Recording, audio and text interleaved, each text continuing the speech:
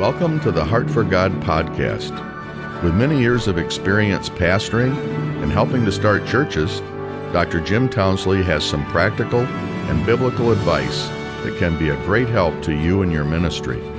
On this podcast, Dr. Townsley and other guests with special expertise cover a variety of topics. His goal is to help you lead your church to be a healthy, strong, and balanced ministry, and for your family to be happy, healthy, and living for the Lord. Thanks for joining the podcast today. Trust you're doing well and growing in the Lord, happy in the Lord.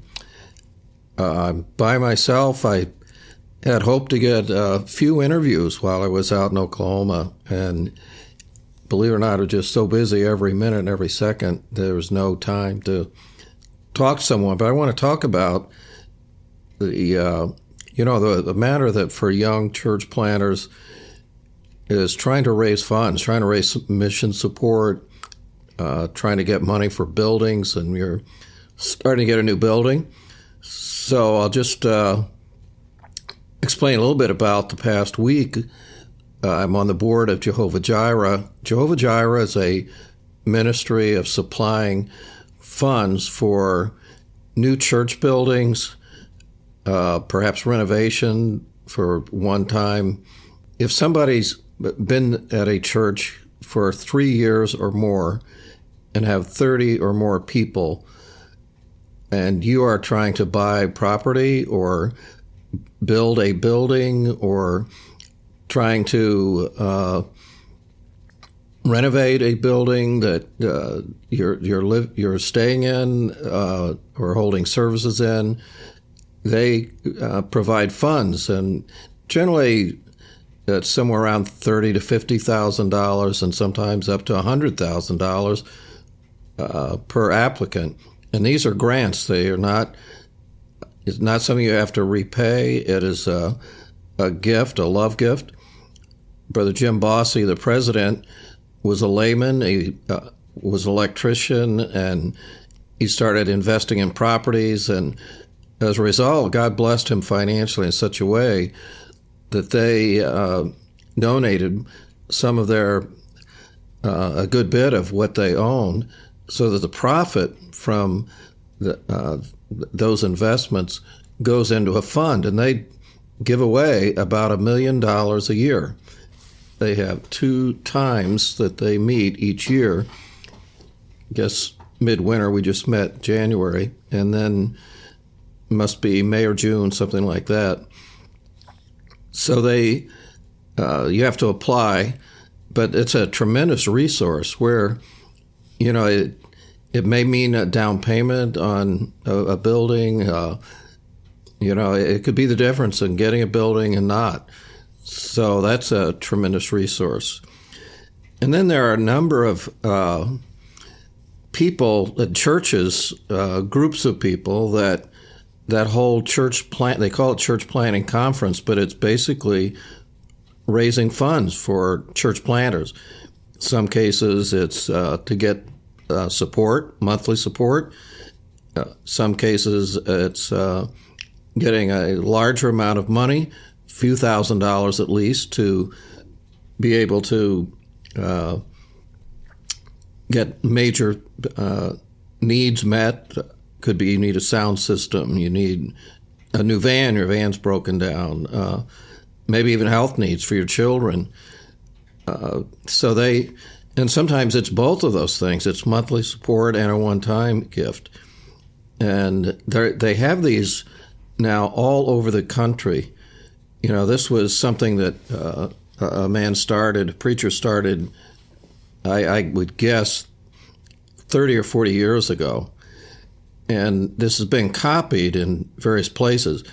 In New England, we have one, it's coming up in March, and it's a New England Baptist Fellowship. And so they generally, I think, $50,000 or $60,000, and there'll be maybe 8 to 10 people that come looking for help, so that churches will donate money, individuals donate money.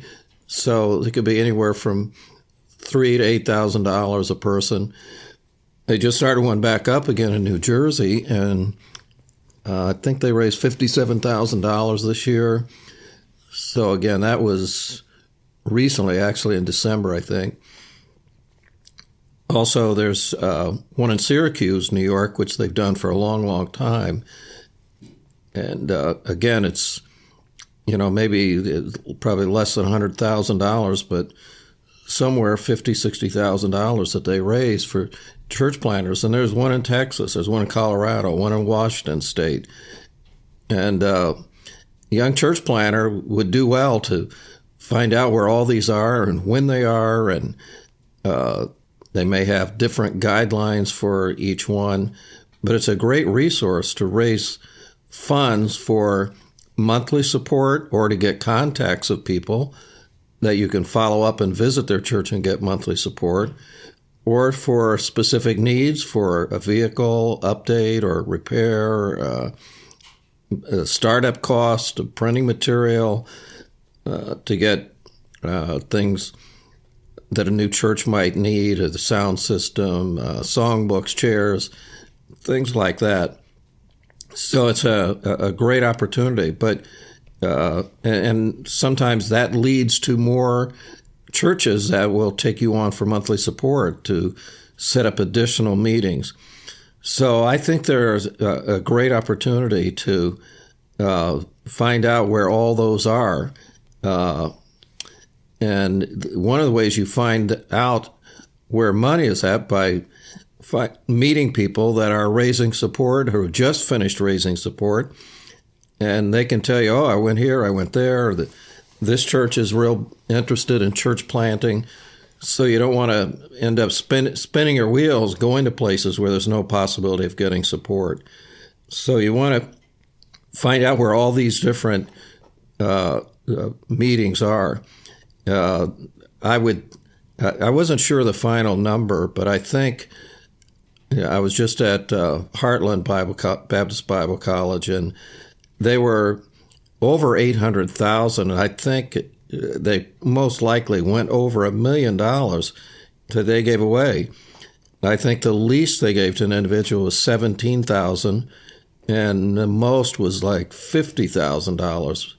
I mean, it's just incredible the amount of money that they've done this for a long time, and people come prepared. A lot of them are just small churches, but they're people, that's a big thing for them for the whole year, and they save money throughout the whole year, and they bring it, and they're prepared to give. It's quite an amazing thing, and sort of a humbling thing, that the money is important, and getting the support you need is important, because if you can be full-time, even if it's for a year or two or 3 or 4, that gives you an opportunity to be out knocking on doors, meeting people, and getting more contacts. That's a huge, huge help to getting a church started.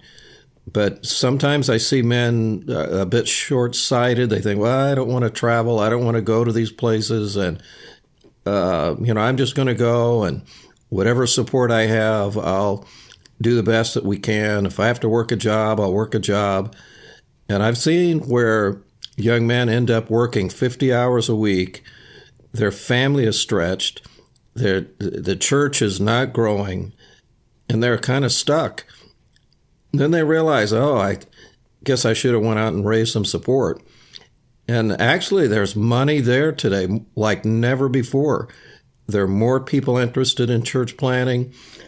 People will support it. People have money, but there aren't enough people to go. So whether it be a missionary, church planter, there is money there if you are willing to spend the time, spend several months, a year or two, and I think you'll be well ahead of the game if you take the time and get connections with people to pray for you, to get them to come and visit, knock on doors as you are getting started, and even after you get going, to show their support in some ways. So I would encourage you, find out where all these places are, and if you'll coordinate all of that. You can probably have additional meetings in that area while you're at the church planning conference, and that'll help you to get a better start. And if you get a good start, you've got more contacts, you've got people to work with, the greater possibility for them to bring their friends and their family. But when you start and you're just preaching to your own family, and people come visit, they say, "Where is everyone?" And that's hard to overcome. And there are people who have overcome it and built a church. There are people who work jobs, and they have made a go at it. But I've seen so many people that did not get a good start, and they never could overcome it. Anyway, I want to encourage you to, if you're a church planter or if you're a pastor of a church, be considerate to try to help a church planter, some young man, and be supportive of him. But there is money out there. It just takes the effort to go get it. The money's not everything. Knocking on doors, reaching people, networking with people, following people up, having Bible studies with people, doing mailings. I mean, these are all things that you have to do. That much of that goes beyond money, but money to do the mailings, money to get your website up, money to pay the rent, money to provide for your family. It takes money, and there's no way around it. But you go by faith, you trust the Lord, but you would be wise to get the help and support to get started. And if you get a good start, it may not be long, you're able to help other people. So it is a humbling thing when people provide for you and, people are giving you support. Very humbling to think but God will use that to help you do the work. But go out and do the work, get that church going. Well, God bless you, and hope you have a great day. Thank you for listening. If you enjoyed the podcast, consider sharing it with a friend. You can also follow at Dr. Townsley on Twitter or on Facebook at Jim Townsley.